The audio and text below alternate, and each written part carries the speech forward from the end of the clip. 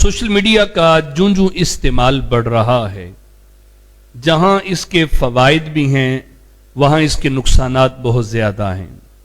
بالخصوص social media کے اوپر ایسے دین کا نام لینے والے لوگ آ کے بیٹھ گئے ہیں کہ جو دین کا اصل رخ ہے وہ اس کو مسخ کرنے میں مصروف ہیں۔ بہت سی لادینیت قوتیں، الہاد اور اسی طریقے سے ناظرین کرام لبرل قسم کا جو طبقہ جو دین سے بیزار لوگ ہیں، تو ایسے اسکالر کے نام پہ بھی نیٹ کے اوپر سوشل میڈیا پہ سننے کو دیکھنے کو ملیں گے کہ عام بندہ بڑا پریشان ہو جاتا ہے۔ آج کے ہمارے سلسلے کے اندر ہم نے جس شخصیت کو دعوت دی ہے وہ نوجوان ہیں، فاضل ہیں درس نظامی کے، اور ماشاءاللہ سوشل میڈیا پر نوجوانوں کے اندر بھی بڑا پیارا کام کر رہے ہیں، اور آپ اس حوالے سے ان کی خدمات جو ہیں وہ کسی سے مخفی نہیں ہیں۔ شہر فیصل آباد ماناوالا سے آپ کا تعلق ہے۔ میں تعارف کرواتا ہوں، آج کی ہماری شخصیت جو ہیں حضرت علامہ وسیم القادری صاحب ہیں۔ آپ ماناوالا فیصل آباد جو ہے وہاں سے آپ بلونگ ہیں، درس نظامی کے بھی فاضل ہیں، اور بڑی پیاری آپ نے ایک اہل سنت قرآن اکیڈمی اس کو قائم کر رکھا ہے، اور اس قرآن اکیڈمی کے ذریعے کتنے نوجوانوں کے عقیدوں کو مضبوط کیا ہے، اور کتنے نوجوان ایسے ہیں کہ جن کے عقائد کو بد مذہبیت کی ہوا سے محفوظ رکھا ہے، اور آئے دن جو ایام آتے ہیں بڑے آسان طریقے سے سیلیبریٹ کرتے ہیں، بڑا اچھا سلسلہ چلا رہے ہیں، اور آج کل ماشاءاللہ ویکلی قرآن نائٹ کے نام سے انہوں نے سلسلے شروع کیے ہیں، جس کے اندر نوجوان آتے ہیں اور قرآن پاک کا فہم جو ہے آسان انداز کے اندر وہ ماشاءاللہ سکھا رہے ہیں۔ آئیے آپ کی ملاقات کرواتے ہیں حضرت علامہ وسیم القادری صاحب۔ السلام علیکم ورحمۃ اللہ وبرکاتہ۔ وعلیکم السلام ورحمۃ اللہ۔ رحمت صاحب شکریہ، جزاک اللہ خیرہ، ماشاءاللہ تشریف لائے، اللہ پاک آپ کو برکات کثیرہ عطا فرمائے۔ آمین۔ آپ جو ماشاءاللہ کام کر رہے ہیں وہ کسی سے مخفی نہیں ہے، آپ اور آپ کے ساتھ جتنی ٹیم ہے، اللہ پاک آپ سب کو برکتیں عطا فرمائے۔ آمین۔ چونکہ سوشل میڈیا کے حوالے سے بھی آپ کا ورک بڑا ہے، تو آج موضوع بھی ہم ایسا ہی رکھیں گے کہ جو حالات ہمارے سامنے سوشل میڈیا پہ ہمیں نظر آ رہے ہیں، اور ہماری یوتھ جو ینگ لوگ ہیں، نوجوان ہیں، چونکہ دین اتنا پڑھا نہیں ہوتا، تو اب وہ اسکول کالجز میں جاتے ہیں یا سوشل میڈیا کا استعمال ہوتا ہے، تو جب یہ استعمال ہوتا ہے تو پھر ایسی چیزیں سیکھنے کو ملتی ہیں کہ اب خود جب وہ عاری ہوتے ہیں علم سے، تو ظاہر ہے سامنے قرآن حدیث بیان کی جاتی ہے، تو جب قرآن حدیث کو بیان کیا جاتا ہے تو وہ متذبذب ہو جاتے ہیں کہ آیا ہم رونگ ہیں، چونکہ ان کے پاس علم نہیں ہوتا۔ تو اس حوالے سے آج ہم یہ ٹاپک رکھنا چاہ رہے ہیں کہ سوشل میڈیا کے اوپر بالخصوص اہل سنت کے خلاف جو ہمارے نظریات الحمدللہ قرآن و سنت کے مطابق ہیں، اس کے خلاف ایک خاص پروپیگنڈا چل رہا ہے، اور خاص ایک پورا مشن بنا کے اس کے لیے ٹیمیں تیار ہوئی ہیں، اور وہ اس پہ ورک کر رہی ہیں، اور اہل سنت کے نظریات کو کس انداز میں پیش کیا جا رہا ہے، شرک بتا کے ہر عقیدے کو شرک کی طرف لے جا کے اور مشرک بنایا جا رہا ہے۔ تو سب سے پہلے اس حوالے سے آپ کیا کہیں گے جو سوشل میڈیا پر اہل سنت کے عقائد سے کھلواڑ ہو رہا ہے اور مشرک بنایا جا رہا ہے، اس حوالے سے آپ کیا کہیں گے؟ الحمدللہ رب العالمین والصلاة والسلام علی سید الانبیاء والمرسلین، اما بعد فاعوذ باللہ من الشیطان الرجیم، بسم اللہ الرحمن الرحیم۔ سب سے پہلے تو میں آپ کا شکریہ ادا کروں گا کہ آپ نے مجھے یہاں پر موقع عطا فرمایا گفتگو کرنے کے لیے۔ اللہ رب العزت آپ کے علم میں برکت عطا فرمائے، اور جس نیت کے ساتھ آپ نے یہ سلسلہ شروع کیا ہے اللہ تبارک و تعالی اس میں کامیابی اور کامرانی عطا فرمائے، آمین۔ آج فتنوں کا دور ہے، ہر طرف فتنے ہی فتنے ہیں، جی، اور سوشل میڈیا کے ذریعے جو طوفان بدتمیزی بالخصوص اہل سنت کے خلاف بپا کیا ہوا ہے باطل کی طرف سے، وہ بالکل دنیا کے سامنے ہے۔ یاد رکھیے کہ اہل سنت کا ہر عمل قرآن و سنت اور صحابہ کے عمل کی روشنی میں ثابت ہے۔ الحمدللہ۔ ہم الحمدللہ قرآن و سنت کے مجموعی دلائل کو مکمل طور پر گہری نظر سے دیکھنے کے بعد جس عمل کی جو حیثیت بنتی ہے اسی کے مطابق اس پر حکم لگاتے ہیں۔ ماشاءاللہ۔ اور یہ بھی بات ذہن میں رہے کہ الحمدللہ اس امت کی اکثریت جو ہے وہ اہل سنت و جماعت پر مشتمل ہے، اور یہ امت خیر ہے، امت توحید ہے، اور اس امت کی شان یہ ہے کہ یہ امت اکثری طور پر شرک میں مبتلا نہیں ہوگی، اور نبی پاک علیہ الصلوۃ والسلام نے ارشاد فرمایا ہے کہ مجھے اپنی امت پر شرک کا خوف نہیں ہے۔ ہر دور کے اندر یہ رہا کہ باطل نے اہل حق پر شرک کے فتوے لگائے، باقی بعد والے لوگ تو بعد والے رہے، ہم لوگ تو بعد میں آئے۔ حضرت امام احمد بن حنبل رحمۃ اللہ تعالی علیہ نے مسند امام احمد بن حنبل کے اندر اور دیگر بھی حدیث کی کتابوں کے اندر یہ حدیث موجود ہے کہ ایک یہودی نے نبی رحمت صلی اللہ تعالی علیہ وآلہ وسلم پر شرک کا فتویٰ لگا دیا، اللہ، اور کہنے لگا کہ اے محمد تم بڑے اچھے لوگ ہو اگر تم لوگ شرک نہ کرو۔ ابھی نئی بات نہیں ہے کہ آج ہی کوئی ایسا ہے کہ جو شرک کے فتوے ہم پر لگ رہے ہیں، یہ پرانی بات، یہ نبی پاک جو پوری دنیا کو توحید کا درس دینے آئے ہیں، پوری دنیا کو توحید سکھانے آئے ہیں، اس محبوب کو یہودی اٹھا کے منہ اٹھا کے کہتا ہے کہ تم لوگ بڑے اچھے لوگ ہو اگر تم شرک نہ کرو، تو حضور نے فرمایا کہ کیا تم نے یہ بات کی ہے؟ تو کہنے لگا کہ تمہارے صحابہ یہ کہتے ہیں کہ اللہ چاہے اور محمد چاہے، اور یہ کہتے ہیں کہ جب قسم کھاتے ہیں آپ کے صحابہ تو یہ کہتے ہیں کہ کعبہ کی قسم تو یہ شرک ہے، یعنی باطل نے یہ فتویٰ توحید کے علمدار جو پوری دنیا کو توحید سکھانے آئے ہیں محمد عربی صلی اللہ علیہ وسلم ان پر بھی لگایا۔ اور بخاری شریف کے اندر، مسلم شریف کے اندر اور دیگر کتابوں کے اندر خارجیوں کی یہ باتیں بیان کی گئی ہیں کہ انہوں نے حضرت مولا کائنات، کون جن کے بارے میں محبوب فرماتے ہیں کہ انا مدینۃ العلم و علی بابوہا، میں علم کا شہر ہوں، علی اس کا دروازہ ہے۔ خارجیوں نے کیا کیا؟ انہوں نے حضرت مولا کائنات علی المرتضیٰ پر شرک کا فتویٰ لگا دیا۔ کس بات پر؟ کہ آپ نے حضرت عمر بن عاص اور ابو موسیٰ اشعری کو جو حکم مقرر کیا جب حضرت امیر معاویہ کے ساتھ آپ کا معاملہ ہوا، تو اس وقت یہ خارجی لوگ کہنے لگے کہ حضرت علی کو کہتے ہیں کہ آپ نے تو شرک کیا ہے، قرآن میں تو اللہ فرماتا ہے ان الحکم الا للہ، حاکم تو صرف اللہ ہے۔ اے علی، آپ نے اللہ کے علاوہ کسی اور کو حاکم مان کر، بندوں کو حاکم مان کر اللہ سے شرک کیا ہے، اور اسی بنا پر حضرت مولا کائنات کو خارجیوں نے شہید کر دیا۔ اب آپ مجھے بتائیے کہ حضرت علی المرتضیٰ شیر خدا سے زیادہ وہ جانتے تھے؟ محمد مصطفیٰ، محمد عربی، ہمارے پیارے آقا علیہ الصلوۃ والسلام جو پوری کائنات کو توحید کا درس دینے آئے ہیں، رب کا ایک ہونا بتانے آئے ہیں، اس محبوب کو وہ مشرک قرار دے رہے ہیں، تو پتہ چلا کہ یہ کوئی نیا طریقہ نہیں ہے، نیا انداز نہیں ہے۔ ہر دور میں باطل کا یہی طریقہ رہا ہے کہ وہ اہل حق پر شرک کے فتوے لگاتے آئے ہیں۔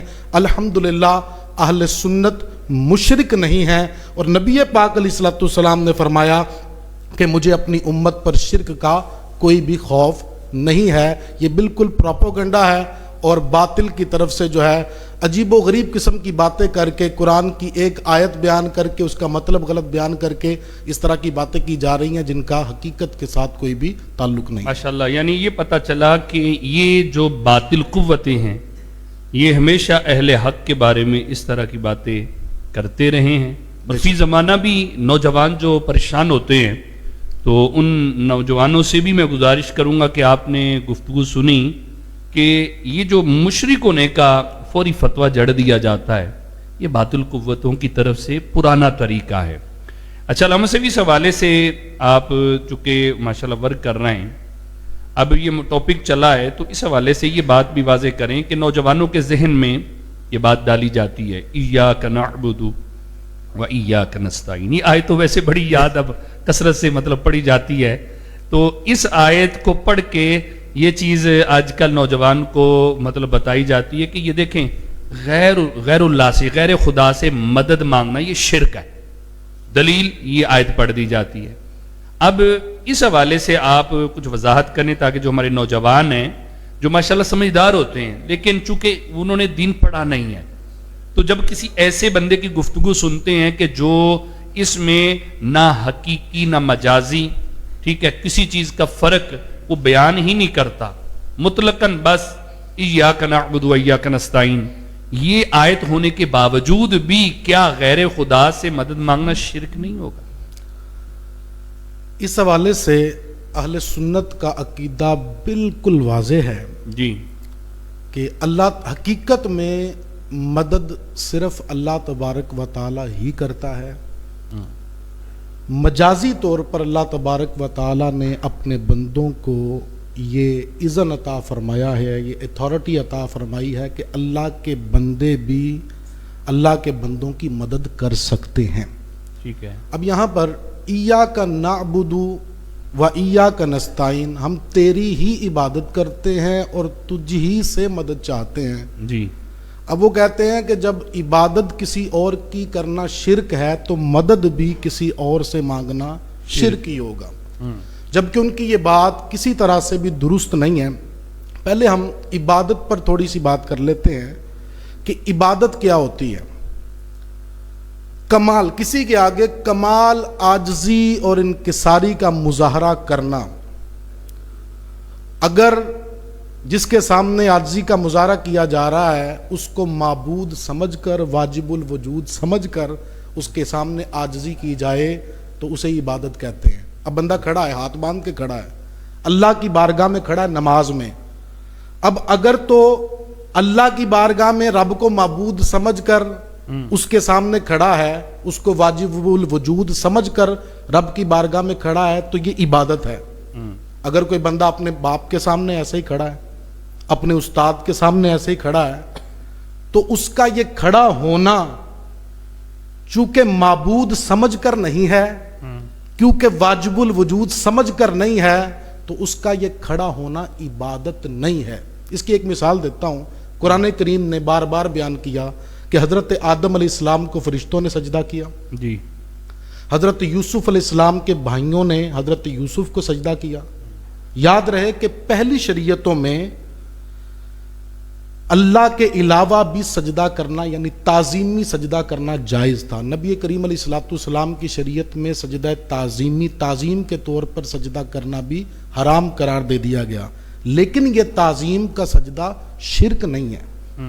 अगर शिरक जो होता है वो कभी भी जायज़ नहीं रहा, ना वो पहले जायज़ था, ना अब जायज़ है, ना फिर कभी जायज़ होगा। हजरत आदम को फरिश्तों ने जो सजदा किया वो ताजीम के तौर पे किया। हजरत यूसुफ के भाइयों ने हजरत यूसुफ को जो सजदा किया है वो ताजीम के तौर पर किया। वो बिल्कुल जायज़ सजदा था। उन्होंने कमाल आजजी का मुजाहरा किया। पोजीशन एक है। आदम अलैहिस्सलाम को फरिश्तों ने सजदा किया, पोजीशन एक है। हजरत यूसुफ के भाइयों ने हजरत यूसुफ को सजदा किया, पोजीशन एक है। लेकिन जब बंदा अपने रब की बारगाह में सजदा करता है, पोजीशन तीनों सूरतों में एक है, लेकिन वहां पर माबूद समझकर और वाजिबुल वजूद समझकर, मुस्तहिक इबादत समझकर सजदा करे तो इबादत है। और अगर मुस्तहिक इबादत नहीं समझता, रब का बंदा समझकर सजदा करता है या ताजीम करता है, तो वो फकत ताजीम होगी। ये फर्क मलहूज रखना बहुत जरूरी है, क्योंकि यहाँ पर यह भी फतवा दिया जाता है ना, बाज लोग ऐसे भी तोहफे हैं कि जो कहते हैं कि खड़े होकर अगर कोई बंदा कौमी तराना जो है वो सुनेगा तो वो भी मुशरिक हो जाएगा, और जो बंदा किसी की ताजीम के लिए खड़ा हो गया तो वो भी मुशरिक हो जाएगा। ऐसे लोगों ने कुरान की हकीकत को समझा ही नहीं है। भाई ये यूथ को समझना चाहिए कि जिसका उस्ताद ऐसा कौमी तराना पढ़ने वालों को मुशरिक कहे जी, तो फिर वो बंद कमरे में बैठा हुआ बंदा, फिर उसके आलम क्या होगा जिनके असातिज़ा ये इस तरह के फतवे जड़े। बहरहाल वजाहत इसकी माशाल्लाह बहुत प्यारी। इसमें फिर ये भी है कि इय्याका नस्ताईन, क्योंकि इबादत किसी और की जायज़ नहीं है तो फिर मदद किस तरह जायज़ है। हम यहाँ पर एक सवाल रखते हैं कि یہاں پر کہا کہ ایاک نستعین، ہم تجھ ہی سے مدد چاہتے ہیں، تو یہ اصطلاحی طور پر علمی اصطلاح میں دیکھا جائے تو یہاں پر حصر ہے. ہم یہ دیکھیں گے یعنی کسی چیز کو گھیر لینا، حصر کا مطلب ہوتا ہے کسی چیز کو گھیر لینا.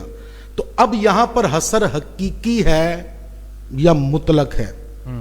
اگر تو حصر مطلق ہے تو پھر شاگرد استاد سے مدد مانگے، بیمار ڈاکٹر سے مدد مانگے، کوئی بندہ اپنے ہمسائے سے مدد مانگے، پانی میں ڈوبتا شخص کنارے پر کھڑے بندے سے مدد مانگے، یہ ساری کی ساری مددیں شرک ہونی چاہیے.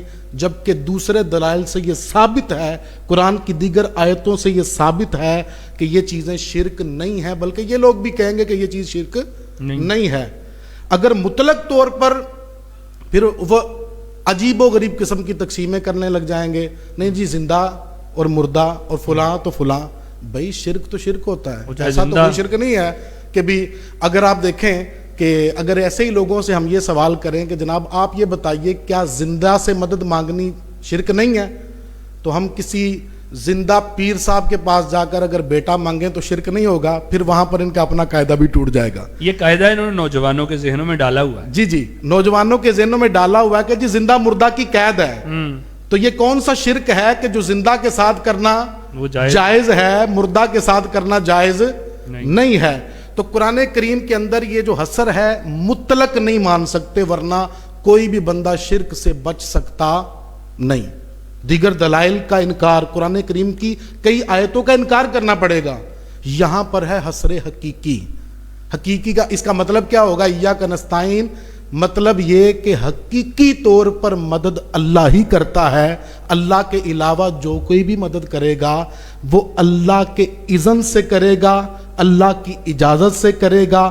اللہ جس کو اذن دے، اللہ جس کو اجازت دے، اللہ جس کو اتھارٹی دے، جتنی دے وہ اتنی مدد کر سکتا ہے. اللہ کے چاہے بغیر کوئی نبی، کوئی ولی، کوئی بھی شخص اللہ کے چاہے بغیر کسی کی ذرے کی بھی مدد نہیں کر سکتا. اگر کوئی بندہ اللہ کے بغیر از خود کسی کے لیے مانے کہ یہ اللہ کے بغیر ہی، اللہ کے چاہے بغیر ہی میری ذرے کی بھی مدد کر سکتا ہے، تو وہ بندہ مشرک ہوگا، دائرہ اسلام سے خارج ہوگا.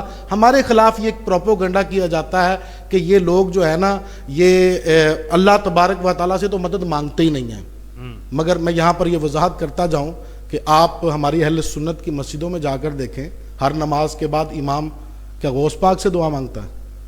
اللہ سے دعا مانگتا ہے. دعوت اسلامی کے اجتماعات میں گھنٹے گھنٹے کی دعائیں بھی ہوتی رہیں اور لوگوں نے دیکھی ہیں، وہ اللہ تبارک و تعالیٰ سے دعائیں مانگتے ہیں. ایک یہ بھی نوجوانوں کے ذہنوں میں وسوسہ ڈالا جاتا ہے کہ یہ لوگ تو اللہ سے مانگتے ہی نہیں ہیں، گویا کہ معاذ اللہ. ہمارا یہ عقیدہ بالکل نہیں. یہاں پر ہم یہ ڈسکس کیوں کر رہے ہیں؟ اس وجہ سے کر رہے ہیں، ہم یہ نہیں کہہ رہے کوئی بندہ اگر نہیں مانگے گا تو وہ مشرک ہو جائے گا، کافر ہو جائے گا.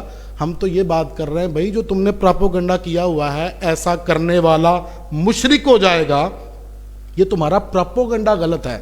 ہم اللہ سے مدد مانگنے کو جائز بلکہ افضل سمجھتے ہیں، لیکن اللہ کے بندوں کی مدد کو اللہ ہی کی مدد سمجھتے ہیں کہ اگر وہ بھی کسی کی مدد کر رہا ہے.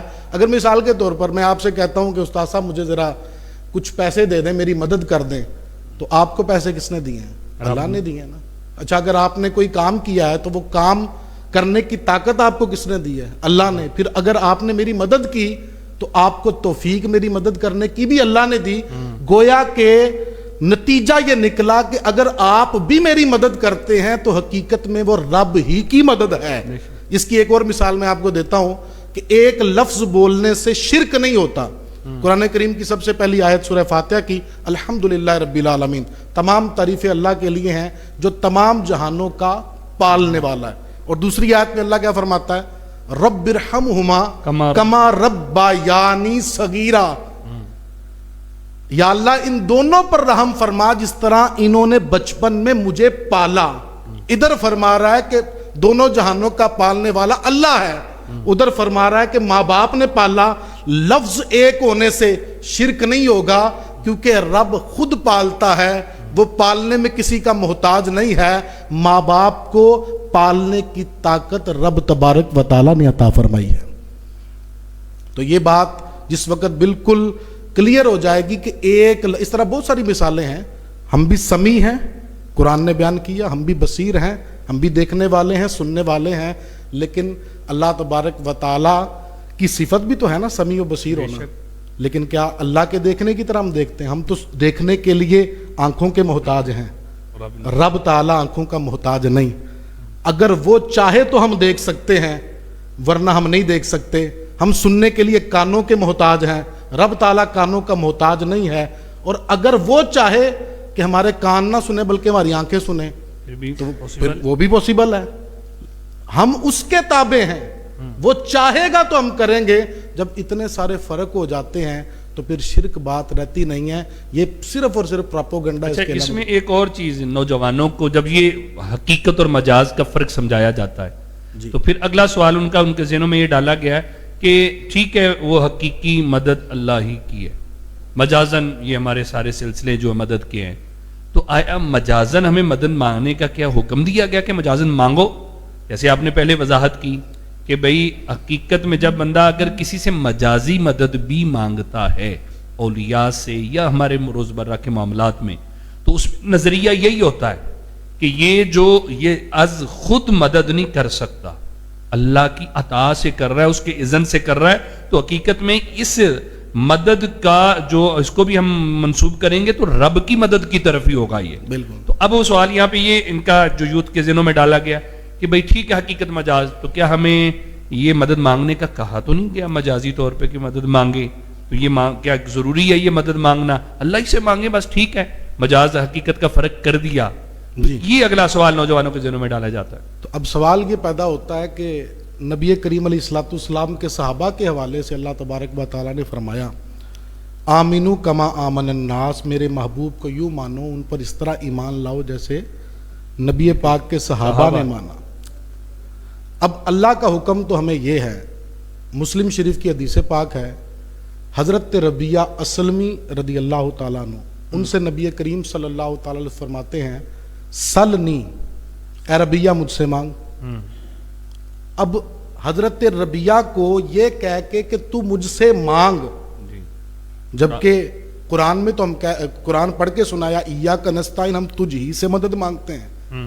حضرت ربیہ سے حضور فرما رہے ربیہ مجھ سے مانگ. حضرت ربیہ کیا کرتے ہیں؟ حضرت ربیہ کی ڈیوٹی ہے یہ حضور علیہ الصلوۃ والسلام کو وضو کرواتے ہیں، یعنی حضور کی نوکری کرتے ہیں. اور میں اگر اس کو اپنے انداز میں بیان کروں تو آج ربیہ کی نوکری قبول ہو گئی، محبوب مکرم کا دریائے رحمت جوش پہ ہے. اور حضرت ربیہ سے ہم اگر پوچھیں کہ ربیہ تو حضور کی نوکری کرتا ہے تو وہ بھی زبان حال سے یہ کہیں گے کہ اتنا کافی ہے زندگی کے لیے، رکھ لیں آقا جو نوکری کے لیے. آج حضرت ربیہ کی نوکری قبول ہوگی. حضور نے فرمایا ربیہ مانگ، کیا مانگتا ہے؟ اب حضور علیہ الصلوۃ والسلام ان کے مطابق جو کہہ رہے ہیں کہ نبی پاک سے مانگنا بھی شرک ہے، اللہ کے علاوہ کسی اور سے مانگنا شرک ہے، غیر اللہ سارے آ گئے. تو کیا نبی کریم علیہ الصلوۃ والسلام معاذ اللہ اپنے صحابہ کو شرک کی تعلیم دے رہے ہیں؟ یقیناً نہیں دے رہے. اور مزے کی بات یہ کہ جب نبی کریم علیہ الصلوۃ والسلام نے یہ فرمایا تو حضرت ربیہ نے بھی یہ نہیں کہا حضور یہ تو شرک ہو جائے گا، اللہ سے مانگنا چاہیے، اللہ سے مانگنا چاہیے، میں اللہ سے مانگوں گا، آپ سے کیوں مانگوں؟ نہیں، حضرت ربیہ کہتے ہیں اسألوک مرافقتک فی الجنہ، یا رسول اللہ مجھے جنت میں اپنا پڑوس عطا فرما دے. یہاں پر کلم کا سیگا میں آپ سے اسألوک، میں آپ سے مانگتا ہوں، میں آپ سے سوال کرتا ہوں. سبحان اللہ، کتنی پیاری اور ایمان فروز حدیث ہے. پہلے محبوب فرما رہے مانگ، اور مطلق فرما رہے ہیں مانگ. یہ نہیں فرمایا یہ مانگ یہ مانگ یہ مانگ، فرمایا مانگ یعنی جو چاہے مانگ. یعنی حضور فرما رہے جو چاہے مانگ. اور ربیہ اسلمی نے بھی مانگنے کی اخیر نہیں کر دی، کیا بات ہے، جنت مانگی. یعنی ایک ہی بات کہہ کر حضرت ربیہ نے ایمان کی سلامتی بھی مانگ لی، سبحان اللہ، جنت میں داخلہ بھی مانگ لیا، اور محبوب کا پڑوس بھی مانگ لیا. اور محبوب نے بھی یہ نہیں فرمایا ربیہ کوئی میری رینج کی بات کر، کوئی اونٹ مانگ لیتا، کوئی بکری مانگ لیتا، کوئی کھجورے مانگ لیتا، تو نے یہ جنت مانگ لی ہے اور پھر یہاں پر منہ اٹھا کے لوگ کہتے ہیں کہ حضور نے تو اپنی بیٹی فاطمہ سے بھی یہ کہہ دیا تھا کہ فاطمہ میں تیرا کچھ نہیں کر سکتا، وہ جب اپنی بیٹی کے لیے کچھ نہیں کر سکتے تو پھر کسی اور کو کیا جنت دیں گے؟ تو حضور نے یہ نہیں فرمایا کہ جب میں اپنی بیٹی کو کچھ نہیں دے سکتا تو تجھے جنت میں پڑوس کیسے دے سکتا ہوں؟ محبوب نے بالکل یہ نہیں فرمایا، لا املک والی آیت بھی نہیں پڑھی، جی بالکل بالکل، میں کسی چیز کا مالک میں نہیں کسی چیز کا مالک نہیں، حضور نے یہ نہیں فرمایا۔ اور میں نے یہاں پر وہ حضرت فاطمہ والی بات پہ کہا، میں نے کہا تجھے یہ تو نظر آیا کہ حضور نے فرمایا کہ بیٹی تیرے لیے میں کچھ نہیں کر سکتا، تجھے وہ حدیث نہیں نظر آئی کہ جس میں حضور نے فرمایا فاطمہ جو ہے وہ جنتی عورتوں کی سردار ہے؟ تو کہہ رہا ہے کہ ان کا یہی نہیں پتا انہوں نے جانا کہاں ہے؟ حضور نے نہ صرف جنت بلکہ جنت کی سرداری عطا فرما دی ہے۔ تو یہاں پر حضرت ربیہ نے حضور سے جنت مانگی اور حضور نے یہ نہیں فرمایا کہ نہیں بھئی میرے بس کی بات نہیں ہے، حضور نے فرمایا او غیر ذالک، سبحان اللہ، کچھ اور وہ کہتے ہیں آپ تجھ سے تجھی کو مانگ لوں تو مل جائے سب کچھ، 100 سوالوں سے کہ یہی سوال اچھا ہے۔ حضرت ربیہ سلمی نے یہ بات کی تو محبوب نے فرمایا کہ ربیہ تو میری مدد کر کثرت سجود سے۔ میں نے کہا یہ حضور کی مدد کو روتے ہیں، ادھر حضور ربیہ سے مدد مانگ رہے ہیں۔ لفظ مدد کی بات ہے نا کہ یہ شرک قرار دے رہے ہیں۔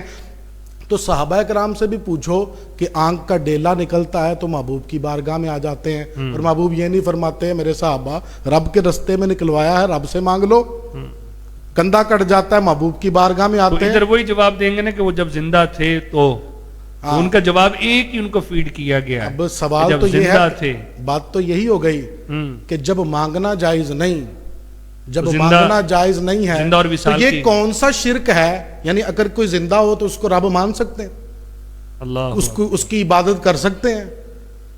اگر کوئی زندہ ہو تو یہ عجیب و غریب قسم کا شرک ہے کہ زندہ ہو تو میں نے جو پہلے مثال دی تو کیا کوئی زندہ پیر صاحب ہوں تو ان سے کہہ سکتے ہیں مجھے بیٹا دیں؟ تو یہ شرک نہیں ہوگا؟ پھر یہی نوجوانوں کو سمجھنا چاہیے نا اسی چیز کو کہ جہاں ان کو کتنا فیڈ، بیچاروں کو علم نہیں ہوتا، فیڈ یہ کیا جاتا ہے کہ دیکھیں وہ زندہ اور اس کی قید ہے، لیکن جب یہ اس بات پہ غور کریں گے تو انشاءاللہ یہ چیز بالکل واضح ہو جائے گی ان کے۔ پھر اس کے اوپر ایک اور بھی ہے نا کہ قرآن کریم کے اندر ہمیں یہ دیکھنا ہے کہ اللہ تبارک و تعالیٰ نے اولیاء کرام کو اختیارات دیے ہیں کہ نہیں، اپنے بندوں کو اختیارات دیے ہیں کہ نہیں۔ اللہ پاک نے اپنے بندوں کو اختیارات دے رکھے ہیں۔ قرآن کریم میں سورہ نمل کے اندر دیکھیے کہ حضرت آصف بن برقیہ کا جو واقعہ ہے، حضرت سلیمان علیہ السلام نے اپنے درباریوں سے کہا کہ کون جو ہے وہ ملکہ بلقیس کا تخت اب شام، یمن سے شام کے اندر لے کے آنا ہے۔ وہ کوئی قریب تو نہیں ہے کہ ساتھ والا محلہ ہے جو وہ کہہ رہے ہیں۔ تو جن کہتا ہے کہ میں آپ کی مجلس برخاست ہونے سے پہلے لے آؤں گا، تو آپ نے فرمایا نہیں، اس سے بھی پہلے چاہیے۔ تو آپ کی مجلس میں ایک شخص بیٹھا تھا، اس نے کہا کہ میں آپ کی پلک جھپکنے سے پہلے لے آؤں گا۔ اور اس کے حوالے سے مفسرین نے پھر وہ جو ہے وہ پراپوگنڈا کرنے والا جو ہے وہ پراپوگنڈا کرتا ہے کہ جی نام تو نہیں نہ آیا، تو ہم کہتے ہیں بھی سبحان اللہ جی اسرا بھی عبدہ لیلاً میں نام تو نہیں آیا، لیکن پکا پتا ہے کہ مصطفیٰ جان رحمت کا ذکر ہو رہا ہے، یہاں پر نام نہیں ہے۔ مفسرین نے بیان کیا، عبداللہ ابن عباس نے بیان کیا اور دیگر کئی جگہوں پر یہ بات بیان کی گئی ہے کہ وہ حضرت سلیمان علیہ السلام کا کاتب آصف بن برقیہ تھے جو کہتے ہیں کہ میں پلک جھپکنے میں لے آؤں گا۔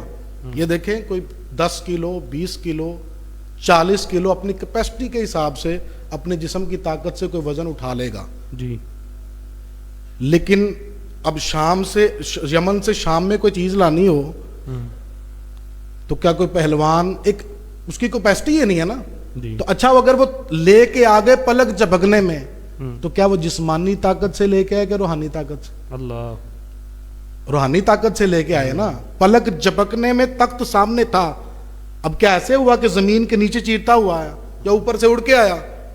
یہ اللہ تبارک و تعالیٰ نے ان کو پاور عطا کی تھی۔ وہ بخاری شریف میں حدیث قدسی بھی ہے نا، جب کسی کو میں اپنا محبوب بنا لیتا ہوں تو جن ہاتھوں سے وہ پکڑتا ہے میں اس کے ہاتھ بن جاتا ہوں۔ جو ہیں لا ان سألنی لأعطینہ، سبحان اللہ، وہ جو سوال کرتا ہے میں اس کو عطا کرتا ہوں، ضرور عطا کرتا۔ اب دیکھیں اس میں کہ اللہ پاک نے اپنے بندوں کو اختیار دیا ہے۔ اب یہ ہم ساری جب باتیں کرتے ہیں نا تو وہ کہتے ہیں یہ تو آپ نے زندہ کے سارے دلائل دیے ہیں، بعد وفات کی دلیل کیا ہے؟